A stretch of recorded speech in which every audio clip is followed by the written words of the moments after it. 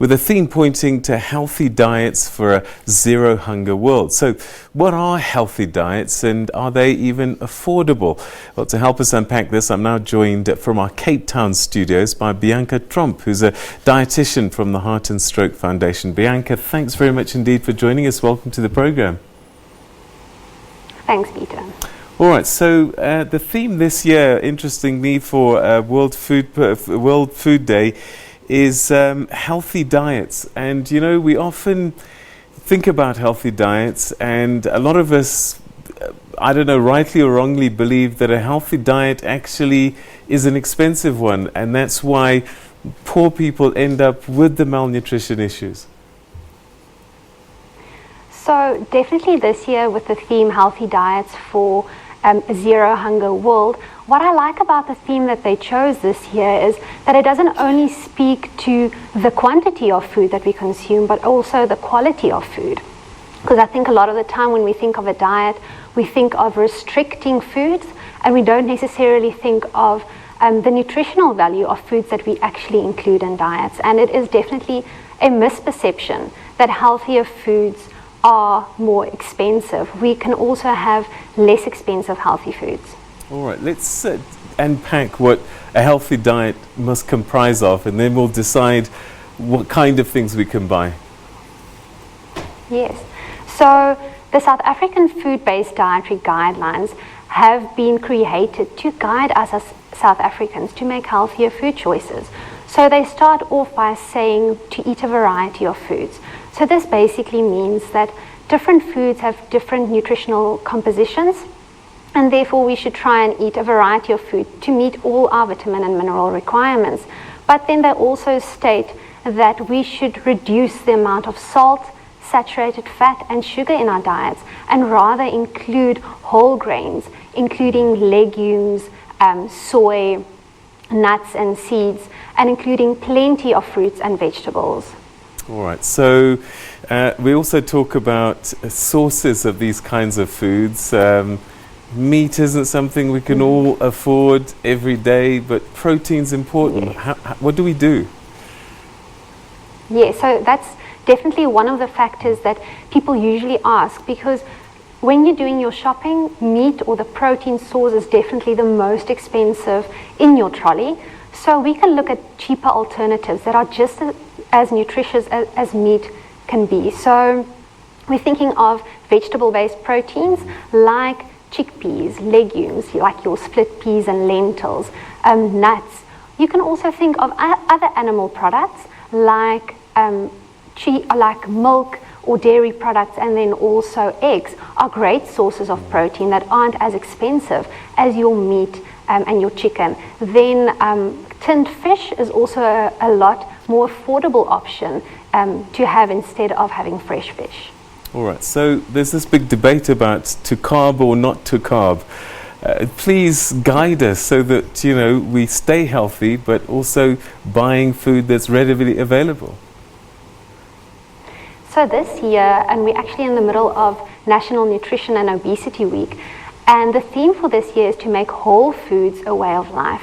And that also applies to when we're choosing our starches. So you're talking about to carb or not to carb, and we recommend replacing refined carbohydrates. So we're thinking of grains that aren't whole grain. They have removed the bran from the grain, and therefore they have removed the fiber and a lot of the vitamins as well. So we're thinking of, let's say, white flour, or we're thinking of white bread, potatoes with the skin removed, white pastas. So we're thinking of those foods as refined carbohydrates, but there are other carbohydrates that are unrefined, and we want to replace refined carbohydrates with unrefined carbohydrates in the diet, so more whole grain carbohydrates.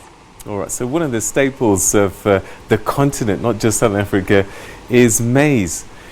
And I don't know where that stacks up in the health index, but should we be thinking about alternatives or not having it every day?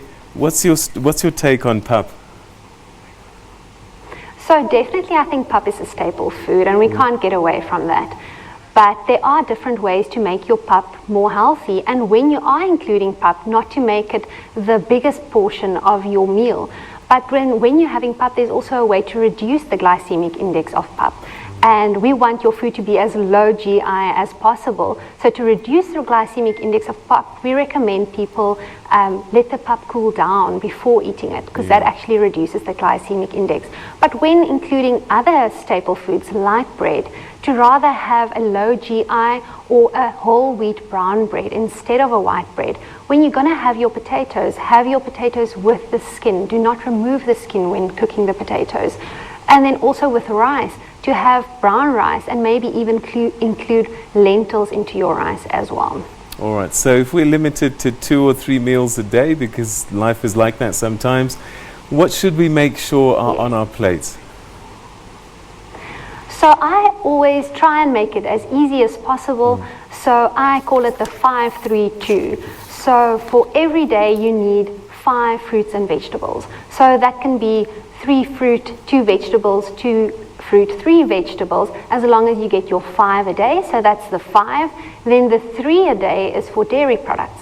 So we want everyone to have at least 3 dairy products, and that's a low-fat, unsweetened dairy product, like low-fat milk, unsweetened yogurt, for example. And then the 2 is for 2 portions of fish a week. So if you're only having your 3 meals a day, make sure that you're having enough fruits and vegetables during the day. Have a breakfast that's high in fiber, like a breakfast cereal that's not sweetened but is a whole grain cereal, and you can even have an egg with that cereal, just to keep that protein intake consistent, and then to have vegetables and fruit during the rest of the day. All right, I can't let you go without talking to us about obesity, because that's another big week in South Africa at the minute, and also because I've got a tummy and I need to know how to deal with it. So what must I cut out if I want to be able to wear slimmer suits?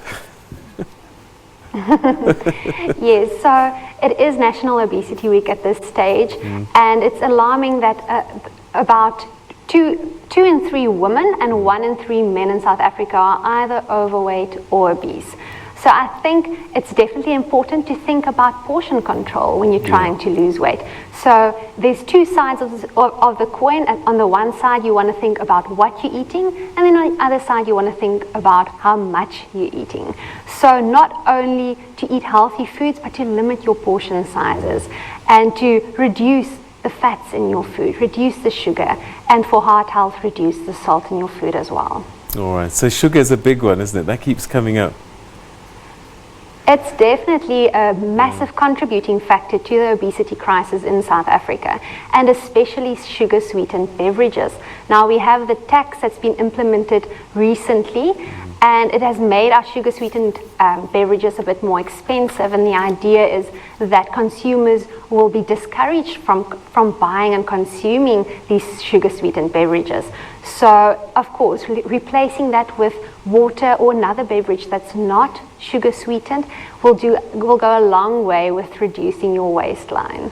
All right. Okay, I'm going to listen to you very carefully and see what happens. Bianca, thanks so much indeed for your insights this day. All right, so that was Bianca Tromp speaking to us from Cape Town. She's a dietitian, and so today's World Food Day, and the theme goes beyond just food security. It's also about making sure that we eat healthy, and that's something that we need to pay attention to as well. So get advice. There's lots of information online. Talk to a dietitian, and reduce your portions. Eat lots of different types of foods, 5-3-2, fruits and vegetables, dairy products, and 2 portions of fish a week. And then maybe this will go away.